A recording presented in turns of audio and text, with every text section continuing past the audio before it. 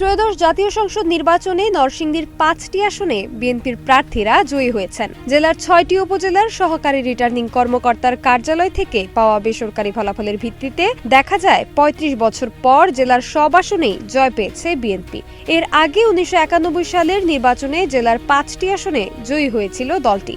নরসিংদী ১ আসনে বিএনপির যুগ্ম মহাসচিব ও জেলা সভাপতি খায়রুল কবির খোকন ১,৬০,৬৭৬ ভোট পেয়ে বিজয়ী হয়েছেন। নরসিংদী ২ আসনে আব্দুল মঈন খান ৯২,৩৫২ ভোট পেয়ে বিজয়ী হয়েছেন। নরসিংদী ৩ আসনে মঞ্জুর এলাহি ৮১,৪১৫ ভোট। নরসিংদী ৪ আসনে সর্দার সাখাওয়াত হোসেন বকুল ১,৬১,৯১২ ভোট এবং নরসিংদী ৫ আসনে আশরাফুদ্দিন বকুল ১,৩৫,৫১২ ভোট পেয়ে বিজয়ী হয়েছেন। প্রতিটি আসনে তাদের নিকটতম প্রতিদ্বন্দ্বীরা তুলনামূলকভাবে ভোট পেয়েছেন অনেক কম।